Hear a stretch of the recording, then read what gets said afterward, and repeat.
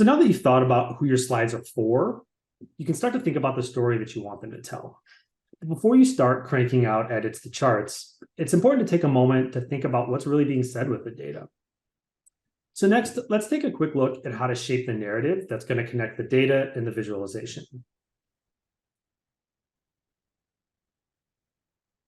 Data viz is all about taking a range of data points and turning them into a singular insight. But a visualization is really just a part of the story, and it's not the whole thing.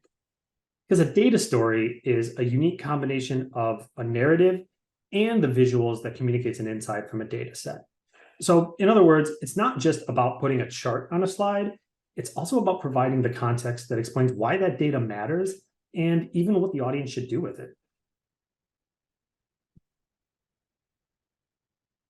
So if data viz is about communicating an insight, your story is the narrative that explains that insight. That narrative is based on the data itself, and it includes the context that supports it and any potential outcomes that you identify or want to highlight. Now, your story and your visuals are probably being developed in different steps, but really they are two sides of the same coin. And that's because the visuals that you're going to use are all about highlighting the story you want to tell, but that story is also tailored to this visual approach that you're going to use.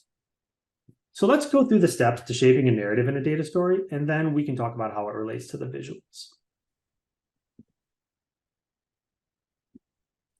So story is really just a framework for communicating an idea.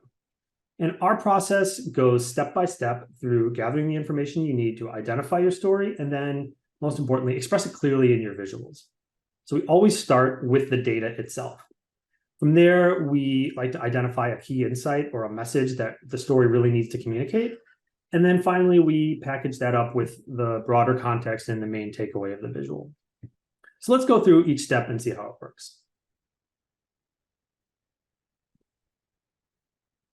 This is probably obvious, but you always have to start with the data itself. And that's why the first step is really just to understand what the data is and what it's saying. And this can be as simple as reading through the background data set. So for example, this table shows sales of perishable items throughout the year. As you're looking through, are there trends? Are there outliers? Does anything stand out? So having a strong understanding of the actual data really is an invaluable part of telling a clear and compelling story. So you might not be starting with raw data in a table format like this. So as we said, often in-house agencies are simply given a chart by their internal teams and then asked to update or design around that. But even in that case, it really is key to ground yourself in the data because you may find nuances that need to be highlighted or other context that's needed to really fully understand that final conclusion.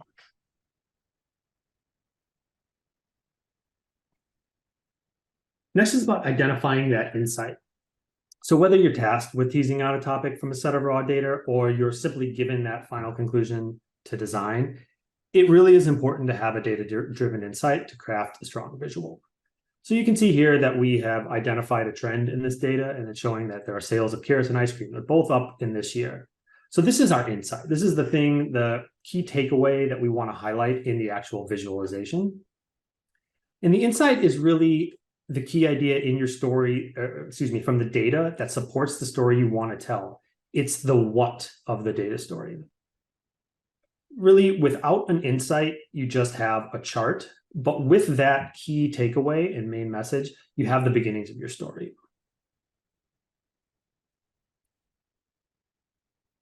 Your data story ultimately is the combination of those things you identified in the first two steps. The basic context of what you're showing is the introduction to the story. In this case, we're talking about trends in sales of perishable foods. The insight is the body of your story, and that's the main idea that you want to highlight. So sales of carrots and ice cream are both up. But every story needs an ending, and in data storytelling, that's typically a key takeaway or a specific recommendation that's coming out of the data. So since you'll typically be given that takeaway, your job as designer isn't so much to determine what the outcome should be, but really to make sure that it's clearly explained in any of the visuals that you add. And so for our in-house colleagues, this might actually be where you start, since you may be handed this final takeaway or recommendation as part of your kickoff. If that is the case, you can still start with that conclusion and then go back to the beginning of the process, because thinking through those steps and creating a flow that relates to those ideas is going to help you to build out the actual visualization that you work on. So ultimately, telling a story with data is as simple as setting up the context, highlighting a key idea, and then bringing those ideas to life in your visuals.